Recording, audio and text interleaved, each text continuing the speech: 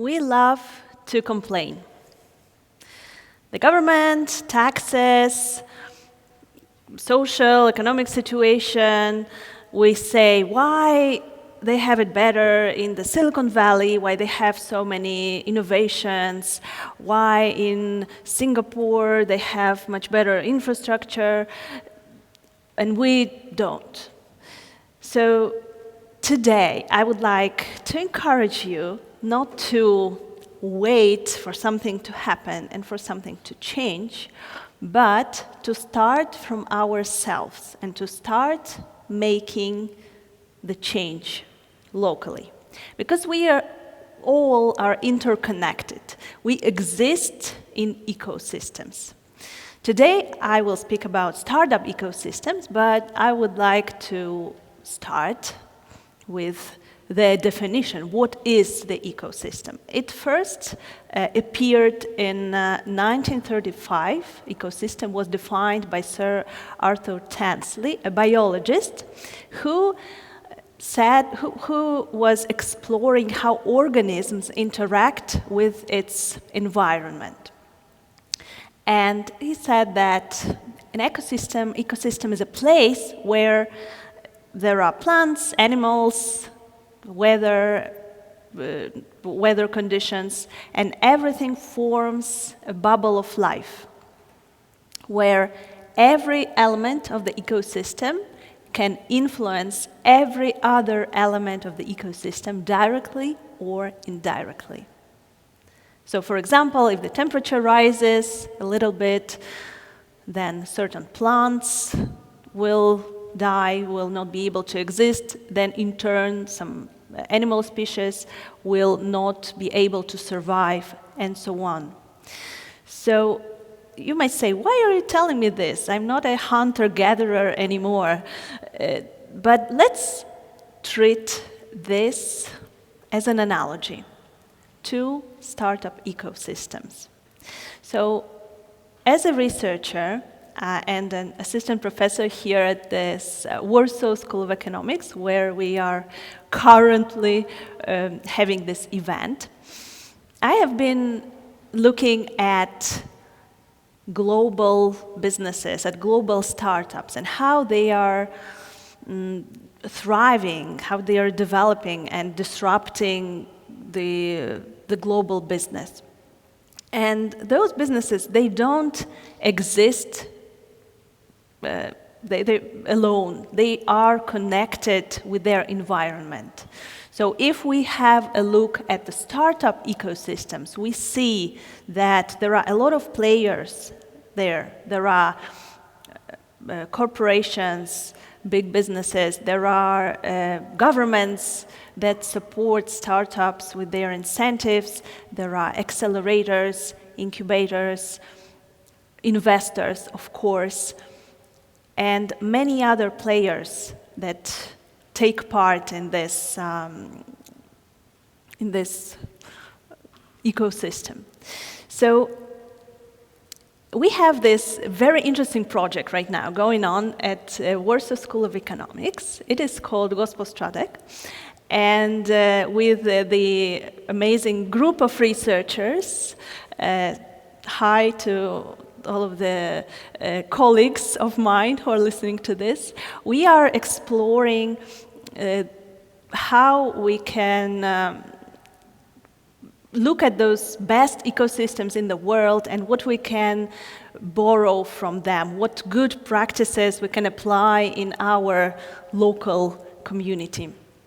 And there are a lot of interesting examples. For example, we have Estonia, where we have a lot of unicorns and much more unicorns per capita than in other countries, although it is a very small economy. And I'm not talking about the unicorns that are riding rainbows. I know we are in a school of economics, so probably some of you know what is this, but for those who don't, unicorn is a company that is valued at least $1 billion, and it is a huge achievement for a small economy to have such companies. We can see a lot of those startups in Israel, again, small economy with limited natural resources. We see that from such ecosystems as Estonia, as Israel, as Boulder in Colorado, a small city, about 100,000 population, with 100,000 population, they are home to such amazing startups like Skype, we know Wix, TransferWise, and many, many more. So, of course, we would like to have something like this, but why is it is important? We can see that such governments and such societies that invested in innovation, invested in developing startups early on, they have much more talent, they have much better jobs. Isn't this what we all want? To have more opportunities, to have more capital on the market, to have better quality of life in general. So this is something that we want to have, and we hope that we will have someday, but we don't have to only wait, we can start encouraging this change ourselves. And this is what I wanted to encourage you to start doing today. Let's start building our startup ecosystem together. And even if you are not a business owner, a startup owner, you can actually start with changing your mindset, with changing your actions, with changing your decisions a little bit. Let's look at this example. If you go to Estonia, if you go to Tallinn, I've been there a couple of months ago, you will see a lot of autonomous delivery robots going down the street. And it is actually a very interesting view. It is so fun to see. It is like a movie from the future with robots that are going around. And maybe if you're watching the recording of this talk a couple of years later, you will say, okay, it is boring. We have robots all over the place now. But now it is 2022, and in a majority of developed countries, food delivery still looks like this. And that's why it is so amazing to see those innovations on the street, going down the street. But they still have a lot of challenges. For example, in Estonia, they have snow in winter, and those robots sometimes get stuck in the snow. So what people do, what Estonians do, they do not disturb those robots. They do not block their way. No one is blocking, no one is stealing them, no one is drawing anything on them. So they are just free to go. But if they are stuck, they are cleaning the snow in front of the robot, and they are helping it to go further. And I really loved it that it is even written on the robot that if I'm stuck, please help me. So everyone feels obliged to do this. And then if you help them and if you clean the snow, it says, thank you. So it is so fun. It is very cute. You can actually see the videos online, not now during the talk, hopefully, but you can later, after the event, see the videos of people helping those robots to go. There are fun videos of traffic jams, of robots in the snow. So now think, what would you do if you see, imagine you're going down the street in Warsaw. Today it is snowing a bit, so we can imagine that we have more snow, and suddenly you see the robot stuck in the pile of snow in the middle of nowhere. What would you do? And imagine that there is a hot, tasty pizza inside. So you don't have to answer this right now. What would you do, and would you help? But think about it. And I must say that I'm guilty of it myself, because I was thinking about this, that I'm walking around Warsaw. Sometimes I see those scooters just thrown down in the parks and the streets, and I'm thinking, why no one would clean it up? Why they're just laying like this? So, and now after this visit to Estonia and seeing this, mindset of mutual support, I say, okay, so maybe I am responsible for this as well, and sometimes I can put up the scooter. So this mindset is called by Brad Feld in his book, The Startup Community Way, which is actually about the bolder startup ecosystem. It is called the network of trust.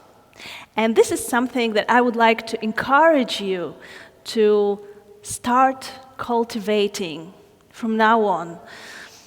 The network of trust. Very often we don't trust other people, and we think in terms of business. We think in this zero-sum way. So for me to win, you have to lose.